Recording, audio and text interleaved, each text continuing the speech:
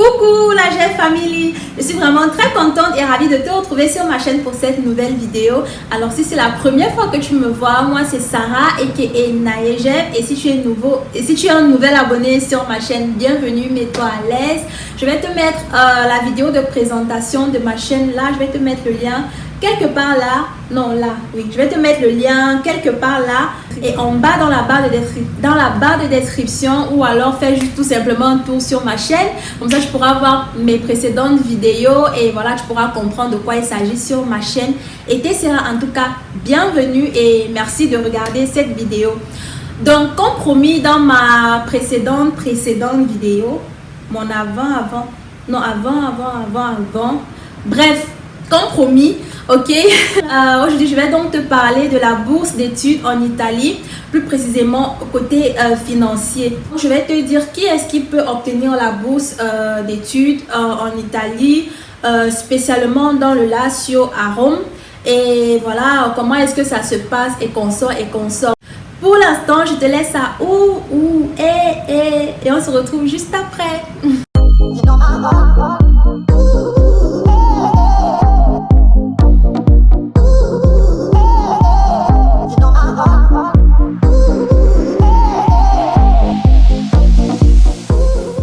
Chaque année, l'organisme régional du droit à l'étude et de la promotion à la connaissance attribue par mérite des services aux étudiants, dont des bourses d'études financières et consorts et d'autres. Mais dans cette vidéo, je parlerai un peu plus spécifiquement de la bourse d'ordre financier, comme je t'avais dit en fait.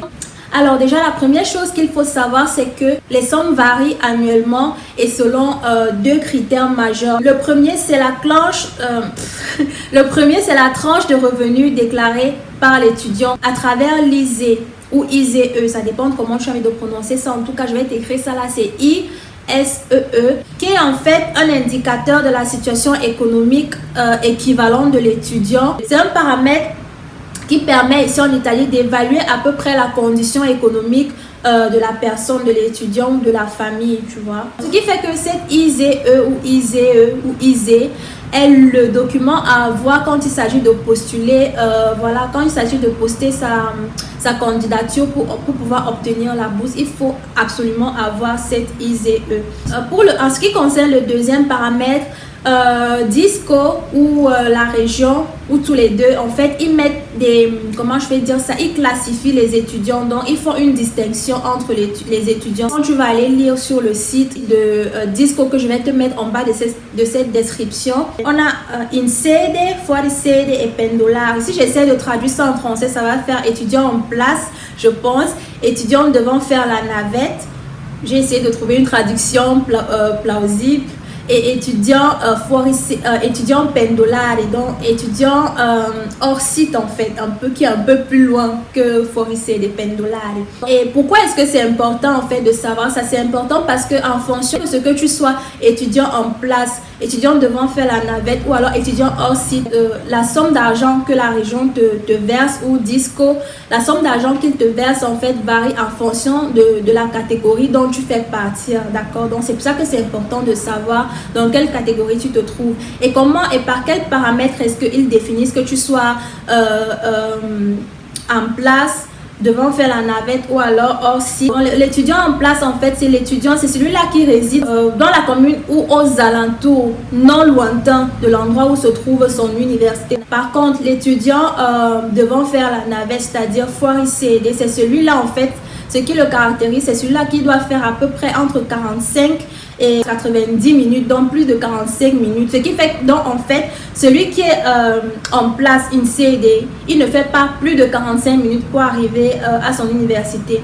Celui qui doit faire la navette, donc qui est fuori sede, c'est celui-là qui fait plus de 45 minutes jusqu'à 90 minutes pour pouvoir arriver à son université. Donc celui qui est hors site, bien évidemment, c'est ceux-là qui résident à plus de 90 minutes de leur université. Donc voilà, en gros on peut dire que c'est un peu lié aussi au temps que tu fais Mais par rapport, quand tu mets, en fait, quand tu t'inscris, parce que tout se fait en ligne, on va y arriver. Quand tu mets ta commune, le cap et tout, eux-mêmes, ils décident par rapport à la distance. Déjà, tout est déjà, en fait, je sais pas, ils doivent avoir des softwares dans leur truc là pour calculer directement et ils disent direct si tu es INSEAD, FORICD ou Pendolar. Mais toi déjà tu devras savoir que quand tu vas postuler pour la demande de bourse, en fait, si tu n'es pas loin de si tu ne vis pas loin de ton université aux alentours, tu seras en place. Donc voilà, ainsi de suite. Par contre, il y a une particularité pour les étudiants étrangers, c'est-à-dire, quand je dis étranger, je me réfère beaucoup plus à ma communauté, donc ceux qui viennent de l'Afrique plus précisément, parce que ceux qui viennent de l'Europe, je ne sais pas trop comment ça se passe. Donc cette vidéo est surtout pour ceux qui viennent de l'Afrique, en fait, qui viennent étudier en Italie et qui proviennent des pays africains. Ok, donc voilà. C'est un peu ça. Ce qu'il faut savoir, c'est que dans tous les cas, les étudiants étrangers sont considérés hors site. Donc, FORICD, indépendamment du lieu de leur résidence en Italie, ok. Sauf dans le cas où la famille du concerné, donc de l'étudiant qui vient de l'étranger, a la résidence ici en Italie, ok. Dans ce cas, tu seras traité avec les mêmes dispositions avec lesquelles on traite les Italiens, ok. Donc, je répète, ce que je viens de te dire ne s'applique pas aux étudiants étrangers, à l'occurrence qui proviennent de l'Afrique, parce que c'est surtout à ceux-là que je m'adresse. Donc, si tu viens de l'Afrique, dans tous les cas, quand tu postules pour la demande de bourse, tu es considéré comme étudiant qui doit faire la navette, donc qui fait plus de 45 minutes pour arriver à son université. Donc, à l'occurrence, ça fait un peu plus d'argent pour parler terre à terre, ok, pour ta bourse d'études. Par contre, si c'est qu'en venant, tu as de la famille ici, qui a de la résidence ici, donc que tu vas vivre là et tout, nanani, tu seras considéré, donc on va te traiter avec les mêmes conditions dont on traite aussi les étudiants italiens, ok. Donc ce qui fait que donc du coup tu ne seras pas d'office, c'est ce que ça signifie en fait. Donc d'office tu ne seras pas considéré comme étudiant devant faire la navette, non. Donc on va vérifier ta résidence et consort. Par contre, celui qui vient et qui a la famille en Afrique, lui d'office, il est considéré comme quelqu'un qui doit faire, comme un étudiant qui doit faire la navette en fait. J'espère que j'ai été assez claire. Donc ça c'était le deuxième paramètre selon lequel Disco et la région fait la distinction entre les étudiants. Je rappelle, le premier paramètre c'est ce que ton ISEE déclare comme bien.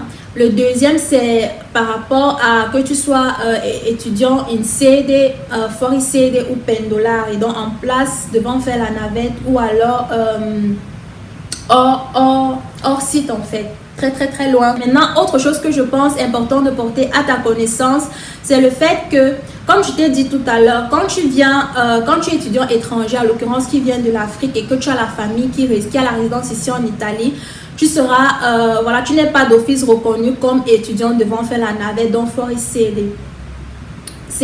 Tu seras traité avec les mêmes conditions dont on traite les Italiens, donc en fonction de ce que tu vas, des adresses et conditions que tu vas mettre dans le site. C'est par rapport à ça qu'on va te donner, qu'ils vont te donner ta catégorie en fait.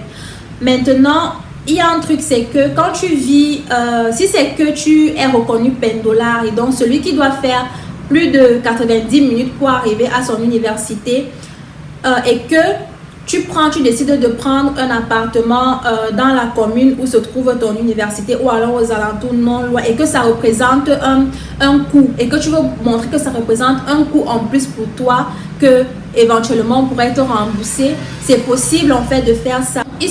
Pour cela, il sera nécessaire de présenter une espèce d'auto-certification que l'appartement ou le monolocal ou le postoletto, beaucoup prennent le postoletto que tu as pris, il faudra présenter ça à une espèce d'auto-certification que cela représente un coût en plus pour toi, et cela ne doit pas être inférieur à 10 mois, donc d'un minimum de 10 mois en fait, si je ne me trompe pas. Mais en tout cas, sache que c'est possible de représenter cela comme un coût en plus pour toi, donc pour un éventuel remboursement.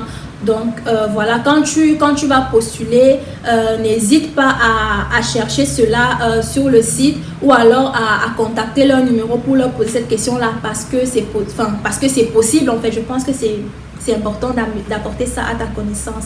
Maintenant, qui est-ce qui peut participer? Alors, en ce qui concerne ma communauté, en tout cas ceux à qui j'adresse cette vidéo, c'est-à-dire les étudiants étrangers, à l'occurrence qui viennent de l'Afrique pour venir étudier en Italie, vous aussi, vous pouvez participer déjà depuis le pays dans lequel vous partez.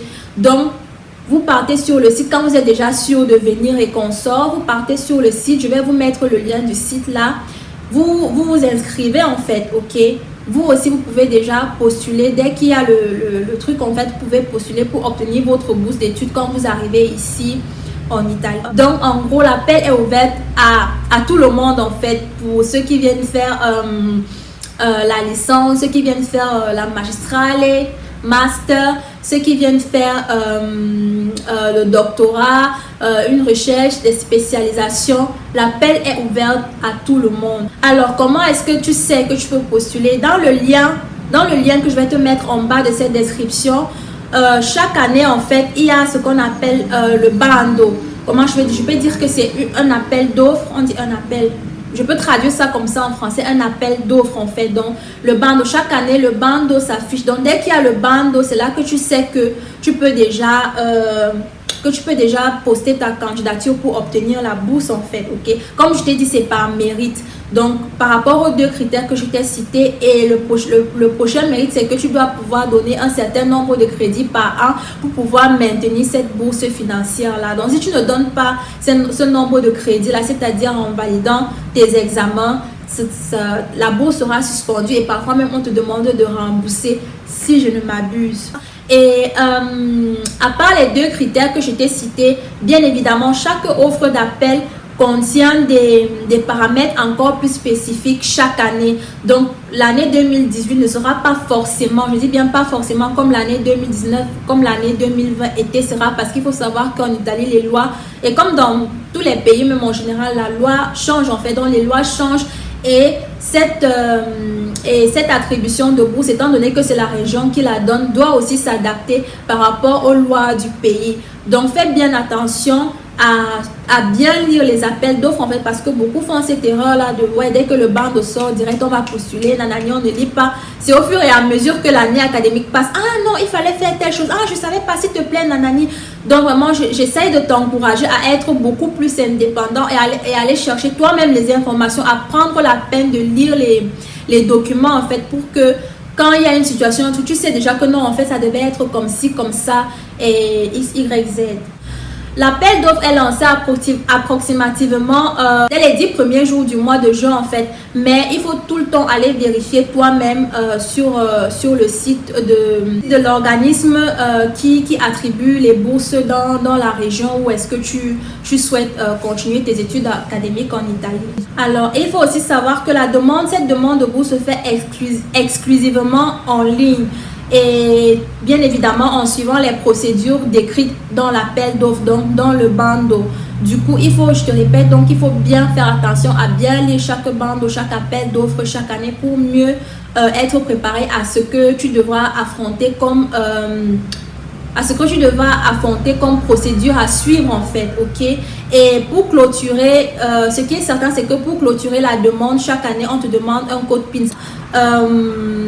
Et si tu n'as pas ce code PIN là, c'est un motif d'exclusion, donc de ne pas pouvoir, voilà, on t'exclut en fait, on n'examine même pas ton truc en fait pour savoir si ok tu es éligible pour obtenir la bourse ou pas. Et par contre, pour les étudiants étrangers, à l'occurrence ceux qui viennent de l'Afrique, à un moment donné, on te demande le code fiscal. Donc, le code fiscal, c'est quelque chose le code fiscal, normalement, on te le fournit ici quand tu es un résident ici en Italie et qu'on sort.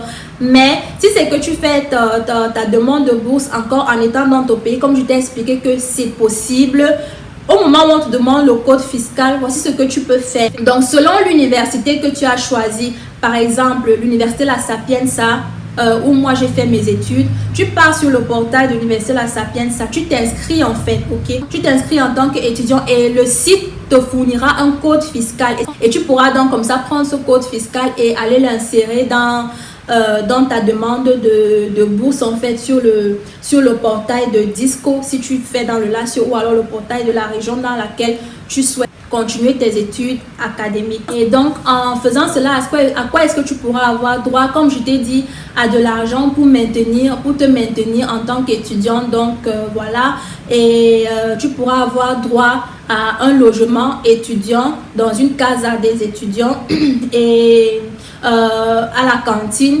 Donc, et tout cela, ça ne veut pas dire que la cantine sera gratuite ou que le logement sera gratuit, non. Il y aura une quote-part en ce qui concerne le logement qu'on va retirer de l'argent qu'on te fournira pour payer le logement. Et par contre, la cantine, en fait, ça va dépendre de comment est-ce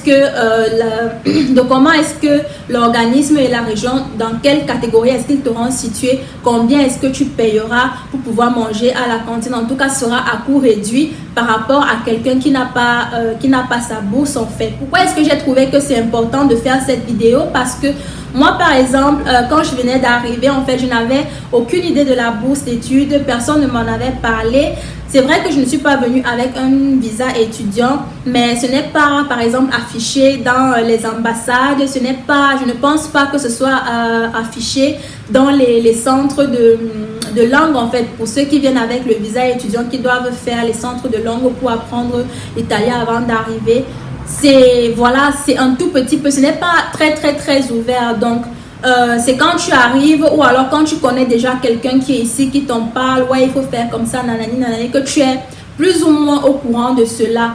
Donc c'est par rapport à ma propre expérience que j'ai voulu faire cette vidéo, pour apporter cela à ta connaissance, pour te dire plus ou moins comment ça se passe, plus que moi. Ok, comme ça tu as une idée vraiment fixe et générale que voilà, voici telle chose est possible ou pas en fait. Je pense que ça ouvre des portes, ok. Donc voilà. Et surtout, n'hésite pas de regarder mes précédentes vidéos en ce qui concerne l'Italie, que ce soit mon expérience en Italie. D'ailleurs, je referai une vidéo sur cette vidéo-là, mon expérience en Italie, parce qu'il y a beaucoup de controverses, surtout en ce qui concerne les Italiens, ok. Je vais m'adresser à vous.